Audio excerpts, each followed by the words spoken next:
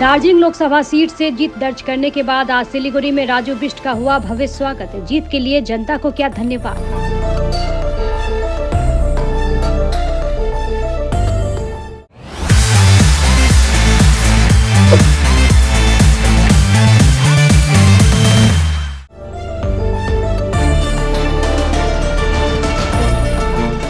Darjeeling Lok Sabha seat से एक बार फिर भाजपा उम्मीदवार राजू बिष्ट ने जीत हासिल की। बुधवार को सिलीगुड़ी पहुंचने पर भारतीय जनता पार्टी के नेता और कार्यकर्ताओं ने उनका भव्य स्वागत किया। आज सिलीगुड़ी के मल्लागुड़ी स्थित पार्टी कार्यालय में नेता व कार्यकर्ताओं ने राजू बिष्ट को खदा पहनाकर एवं आतिशबाजी कर उनका स्वागत किया। इस दौरान सिलीगुड़ी के विधायक शंकर घोष, माटीगाड़ा नक्सलबाड़ी के विधायक आनंदमय बर्मन सहित अन्य भाजपा नेता मौजूद थे। वहीं पत्रकारों से बातचीत के दौरान राजू बिष्ट ने कहा कि केंद्र के पास विकास के कई लक्ष्य हैं, वो सभी लक्ष्य पूर्ण होंगे। आगे उन्होंने कहा कि मैं चाहता हूं कि सिलीगुड़ी सर्वश्रेष्ठ शहर बने। इसके साथ ही उन्होंने जीत के लिए आम लोगों को धन्यवाद भी दिया। और मुझे दोबारा से इस दार्जिलिंग की जनता का पार्लियामेंट में आवाज़ बनने का मुझे ये सौभाग्य प्राप्त हुआ। और मेरे जितने भी विधायक दल और हमारे जितने भी पंचायत के साथी हैं उनका भी मैं आभारी हूँ। उन्होंने भी कम से कम मैं ये तो कह सकता हूँ मेरे से ज़्यादा उन्होंने मेहनत किया।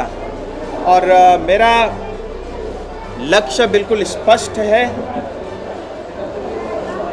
समस्त दार्जिलिंग कॉन्स्टिट्यूएंसी को और सिलीगुड़ी को दुनिया का सर्वश्रेष्ठ जो है शहर मुझे बनाना है। और बहुत सारी हमारी समस्याएं हैं, उस समस्याओं का समाधान करना है। और जैसे मैंने बताया, सिलीगुड़ी मैं चाहता हूं कि दुनिया का सबसे श्रेष्ठ शहर बने। उस काम को मैं बहुत तेज़ी के साथ आगे बढ़ाऊंगा। और हम सब जानते हैं दार्जिलिंग की जो आज स्थिति है, आप देखेंगे करीब करीब घूम के बाद जो है दार्जिलिंग प्रवेश करना बहुत कठिन है। जो हमारे टूरिस्ट बाहर से आते हैं उनके लिए तो है ही, लेकिन रोज़मर्रा की चीज़ों के लिए जो लोकल लोगों को वहाँ पे परेशानी उठाना पड़ता है, तो उसका एक पूरा अल्टरनेटिव दार्जिलिंग कालिम्पोंग का प्लान करना है। और स्थायी समाधान के साथ साथ चाय बागान की जो जटिल समस्या है उसका समाधान हो, सिंकोना बागान हो, या कनेक्टिविटी को लेकर के जो काम शुरू हुए हैं उसको समय से उसको पूरा करना।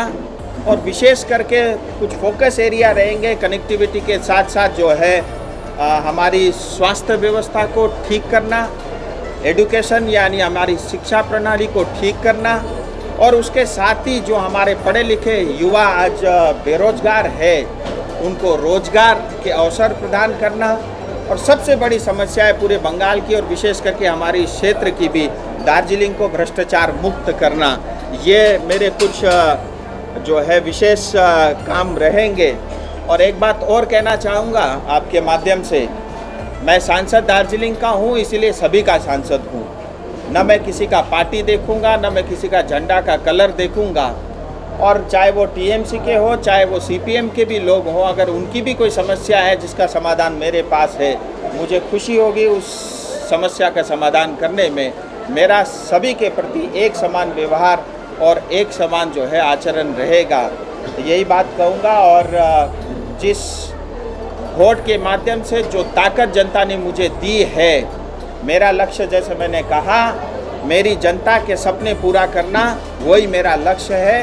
हमारी जनता की आकांक्षा और अपेक्षा की पूर्ति ही मेरा लक्ष्य है और उसी लक्ष्य को लेकर के मैं आगे बढ़ूंगा। और मैं एक बार फिर कहूंगा, 5 साल बाद फिर हम मिलेंगे। आपको इस बार भी गर्व होगा कि आपने सही व्यक्ति को चुना है और सही कैंडिडेट को जो है आपने एमपी बना करके पार्लियामेंट में भेजा है। इतनी बात मुझे आपके समक्ष रखनी थी। लोकसभा कॉन्स्टिट्यूएंसी के जनता का आभार धन्यवाद करना चाहूँगा।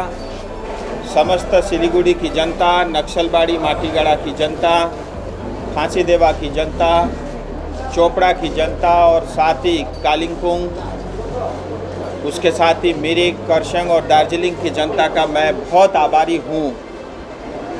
और हमारी क्षेत्र की जनता के कारण ये एक ऐतिहासिक जीत हुई है और जनता के आशीर्वाद के कारण मैं दूसरी बार जो है पुनः जो है सांसद बनने का सौभाग्य मुझे प्राप्त हुआ। इसके लिए मैं दिल से समस्त जनता का ऋणी हूँ। और साथ ही हमारे भारतीय जनता पार्टी के नेतृत्वगण, जिला के, मंडल के और इसके साथ ही शक्ति केंद्र के प्रमुख, बूथ लेवल के हमारे नेता और समस्त कर्मठ कार्यकर्ताओं का मैं आभारी हूँ। और साथ साथ हमारे जितने भी अलायंस पार्टी जिन्होंने मुझे सहयोग दिया पहाड़ में, मैं उनके प्रति भी आभारी हूँ। और उनके साथ ही समस्त संघ संस्था, NGO और इतना ही नहीं, व्यापारी वर्ग, उनका भी मैं आभारी हूँ। और साथ ही मैं बधाई देना चाहूँगा समस्त पुलिस प्रशासन और इलेक्शन कमीशन के अधिकारी और जो भी लोग उस पूरे प्रोसेस के अंदर में लगे थे, मैं उनके प्रति भी आभार व्यक्त प्रकट करता हूँ। और साथ ही मैं आप सब मीडिया के साथियों का भी आभारी हूँ कि जनता तक सही तथ्यों को आपने रखा। और इसके बदौलत दार्जिलिंग जो एक बहुत ही जिसकी अहमियत है, बहुत ही प्रेस्टीज वाला ये सीट है, उसमें दूसरी बार मैं चुना हूँ। और मैं फिर एक बार कहूँगा, मैं जनता के ऋणी हूँ। और मैं पार्टी, संगठन, हमारे नेतृत्वगण, आदरणीय प्रधानमंत्री नरेंद्र भाई मोदी जी के प्रति भी मैं आभारी हूँ कि सभी लोगों ने, चाहे वो केंद्र के नेतृत्व हो या हमारे राज्य के नेतृत्व हो, उन्होंने मुझे अपनी जनता का सेवा करने का एक बार फिर से मौका मिला। मैं उनके प्रति भी बहुत आभार प्रकट करता हूँ। साथ ही मेरे साथ जितने भी लोग चुनाव में कैंडिडेट के नाते खड़े थे, चाहे वो TMC के गोपाल लामा जी हो या कांग्रेस के हमारे मुनीश तामांग जी हो, और सभी लोग जो भी इस इलेक्शन कमीशन इलेक्शन प्रोसेस के अंदर में एक कैंडिडेट के रूप में खड़े थे, मैं उनका भी धन्यवाद करना चाहूँगा और उनको भी मेरी शुभकामनाएं। पार्टी की ये खासियत है, यहाँ हमारी भूमिका हम नहीं तय करते, वो पार्टी, संगठन और प्रधानमंत्री तय करते हैं।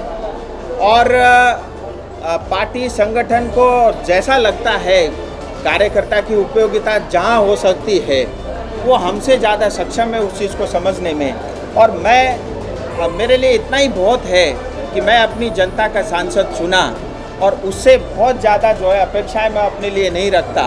और मैं ऐसा मानता हूँ कि सामान्य रूप से सांसद बन के जो काम किया जा सकता है, जनता के लिए ज़्यादा समय जो दिया सकता है, मुझे लगता है मंत्री में शायद उतना समय नहीं मिल पाएगा। सो मैं ऐसी कोई अपेक्षा नहीं रखता। देखिए, आप पूरे बंगाल में अगर देखेंगे, जहाँ पिछली बार 2019 में हमारी 18 सीट आई थी, इस बार 12 आई है। और मैं सारी डाटा को बहुत अच्छे से और गंभीरता से देख रहा था। भारतीय जनता पार्टी 39%, 40% उसी के बीच में रही है। 19 में भी उतना ही था, आज भी करीब करीब उतना ही है। भारतीय जनता पार्टी हारी नहीं है, लेकिन TMC जीती है। और जनता ने जो मैंडेट दिया है, मैं उसका कदर करता हूँ। और जनता जनार्दन है और जनता जिसको चाहेगी कुर्सी पे बिठाएगी, ये जनता ने तय करना है। लेकिन TMC जीती है, उसके अंदर में जो इम्पोर्टेड वोट बैंक है, उसका जो है उसके अंदर में नंबर ज़्यादा है। और विशेष करके पश्चिम बंगाल जैसा जो इंटरनेशनल बॉर्डर से लगता हुआ स्टेट है, यहाँ जिस तरह से इम्पोर्टेड वोट बैंक बढ़ रहा है, ये एक गंभीर विषय है। और भारत सरकार को भी इस विषय में बहुत गंभीरता से देखने की आवश्यकता है। और लगातार जो है इम्पोर्टेड वोट बैंक बढ़ रहा है, ये समस्त पश्चिम बंगाल के लिए खतरा है। मैं आपको उदाहरण के लिए बोलना चाहूँगा, मुशीराबाद, जहाँ जो है कांग्रेस के अधीर रंजन चौधरी जी ने 25 साल से लगातार उस क्षेत्र की जनता की सेवा की। आज कोई बाहर से आके आदमी आकर लड़ करके 1 लाख वोट से उनको हरा देता है। न जिनका कोई जनाधार है, न जिनका कोई संगठन है। लेकिन ये सिर्फ इसलिए हुआ है क्योंकि घुसपैठियों की संख्या बढ़ गई है। ये पश्चिम बंगाल के लिए, भारत के लिए खतरा है। भारत सरकार को इसको गंभीरता से देखने की आवश्यकता है। रही बात दार्जिलिंग की, 1,80,000 वोटों से मैं जीता हूँ। और मुझे लगता है भारतीय जनता पार्टी के जितने भी कैंडिडेट जीते हैं उसमें सबसे अधिक है।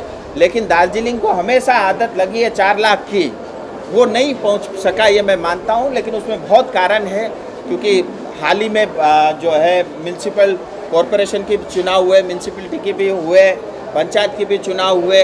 स्वाभाविक रूप से जो है TMC को और पिछले 2019 की तुलना में ज़्यादा वोट मिला और उन्होंने मेहनत किया होगा, इसलिए मैं उनको उसके लिए बधाई भी देता हूँ। तो मैंने इस बार देखा टीएमसी को जिताने में इम्पोर्टेड वोट बैंक एक बड़ा फैक्टर है। दूसरा 2% सीपीएम के वोट टीएमसी को मिले हैं। तीसरा 2% के करीब वोट जो है कांग्रेस के भी टीएमसी को मिला है।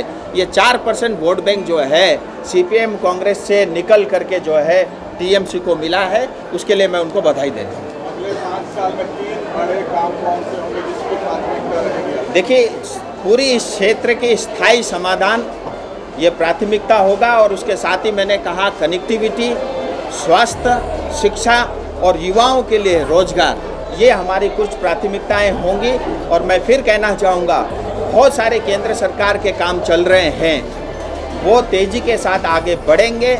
और मुझे ये बताते हुए फिर खुशी है कि आज जो बालासन से जो आर्मी कैंट तक जो रोड बन रहा है, अब आर्मी कैंट से लेकर के सेवक तक फिर 11.5-12 किलोमीटर का 4 लेन का एलिवेटेड रोड बनेगा। और उसके साथ ही जो है 6 किलोमीटर की डीपीआर बन के तैयार हो गई, अप्रूवल हो चुका है। जो सेवक में जो रेलवे का जो गेट है, जहाँ पे अभी बहुत समस्याएं आती है, उससे करीब 300 मीटर पहले 6 किलोमीटर की जो है नया कोरोनेशन का ब्रिज बनने की इसकी स्वीकृति हो चुकी है। रिंग रोड का काम होना है।